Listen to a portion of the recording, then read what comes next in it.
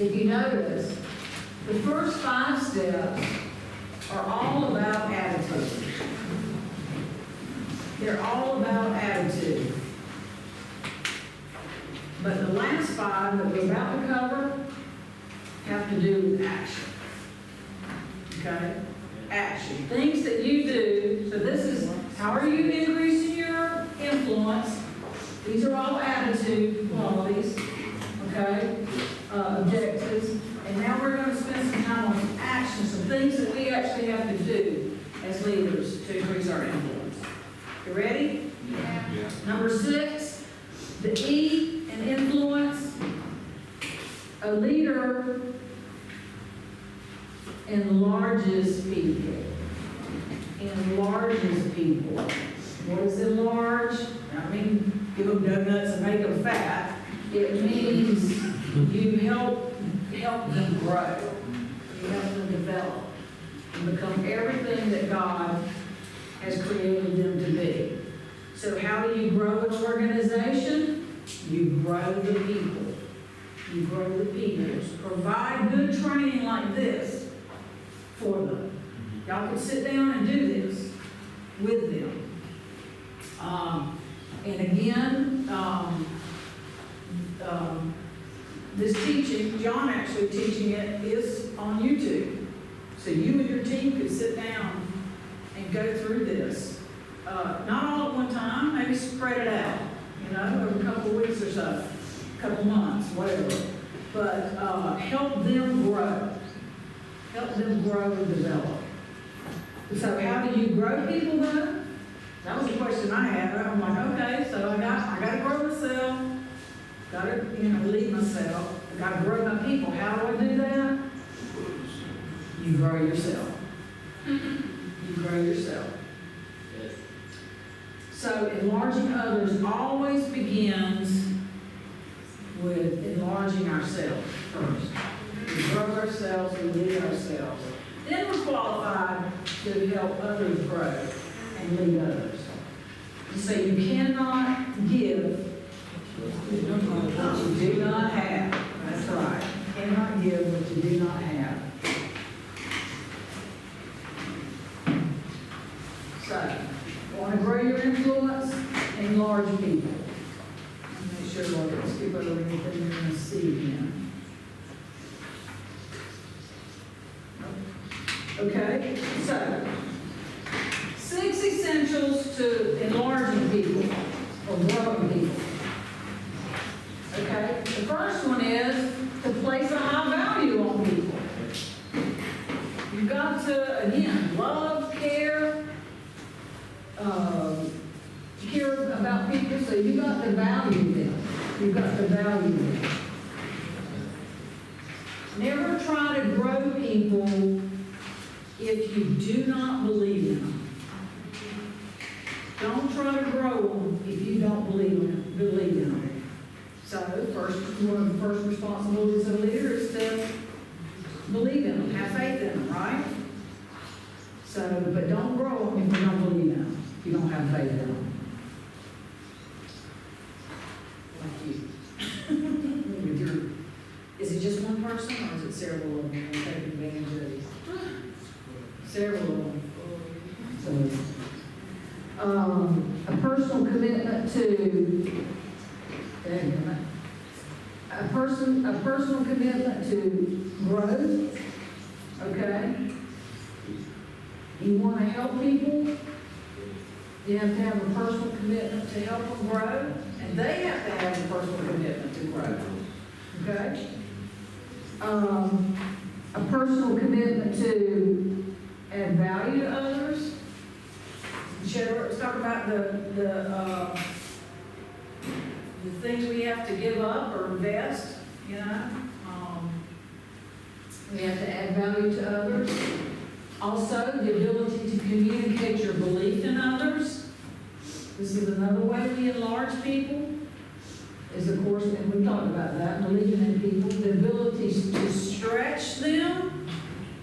The ability to stretch them. As a leader,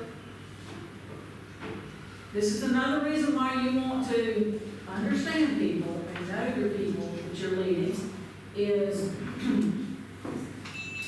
it's okay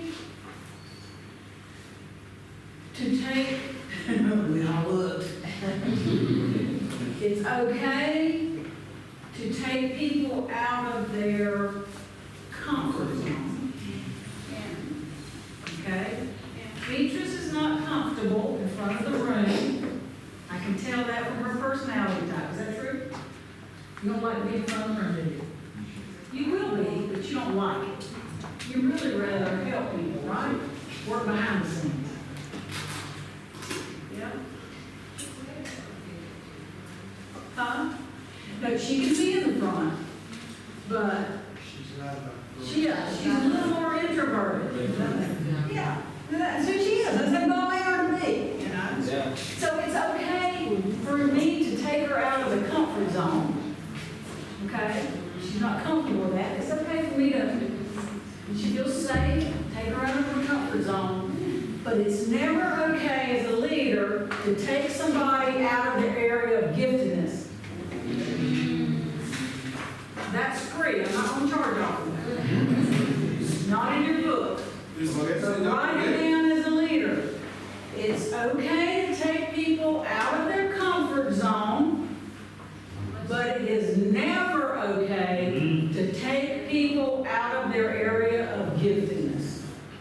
So in understanding people, you want to know where they're gifted. And you know how you do that? Ask them. What do you like to do? What do you dream about? Ask them that. So you're stretching people, okay? It's okay.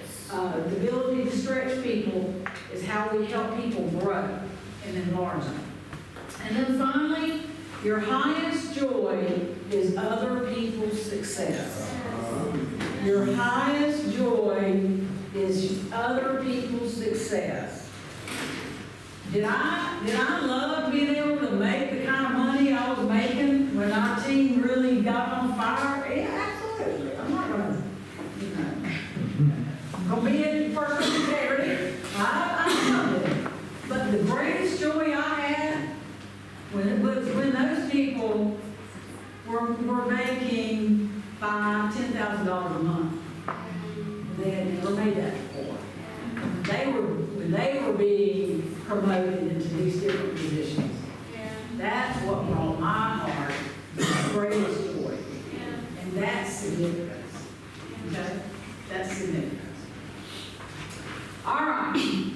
So this is John Maxwell's definition of success.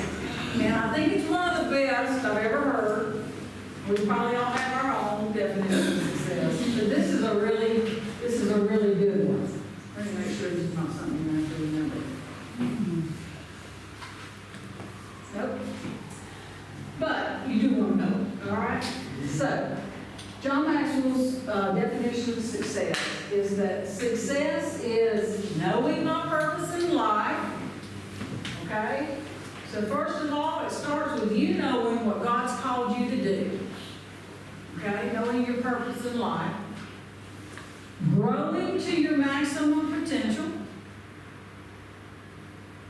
And finally, sowing seeds that benefit others. You like that definition? That's a good definition of success. Knowing my purpose in life, growing to my maximum potential, and sowing seeds that benefit others. That is true success. So, an influencer enlarges people.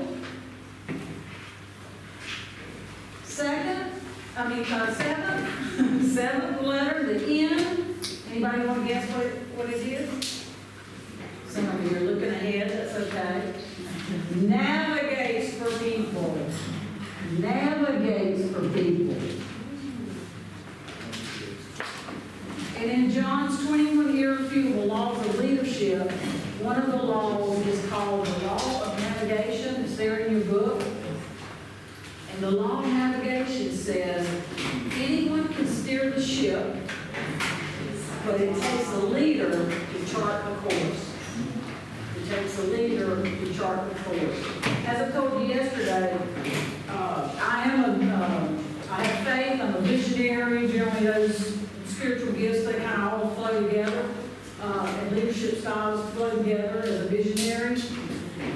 But I'm not a very good strategist.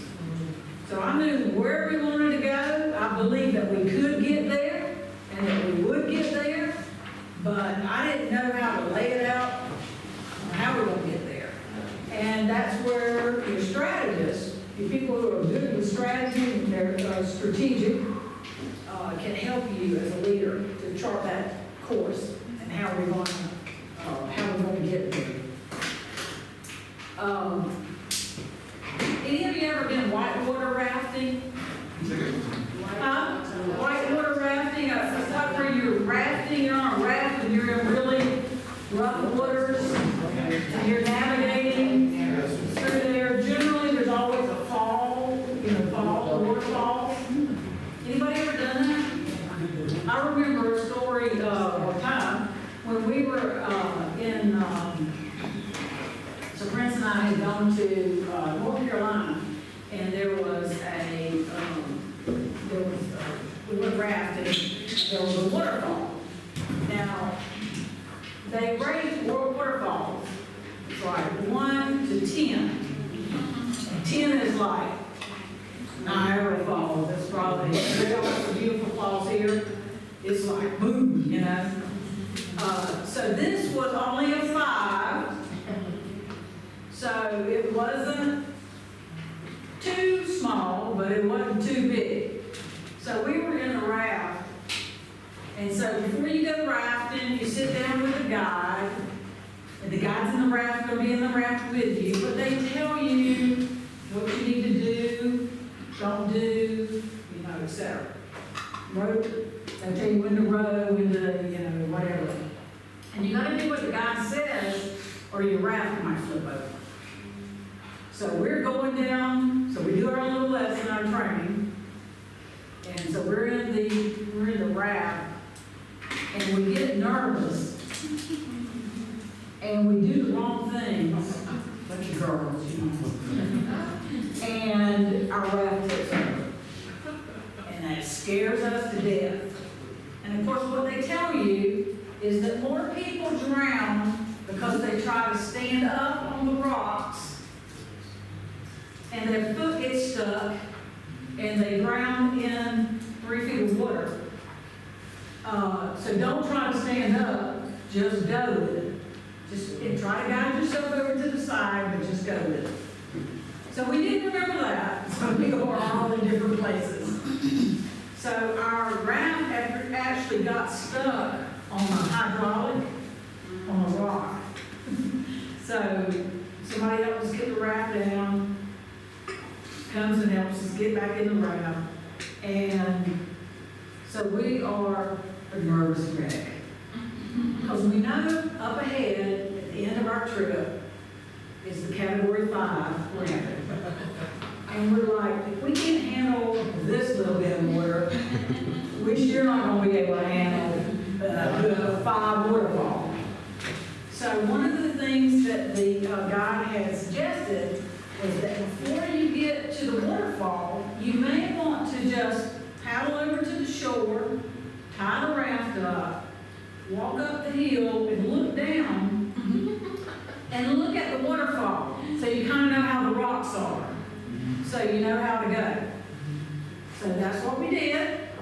Got out, went and looked at it. We had our little plan. This is what we're going to do, to get around these rocks and everything. And get back in the raft, and we're a nervous wreck, I gotta tell you. So we had our plan, we checked it out, get back in the raft, just like that. Go down, we don't tip over or nothing.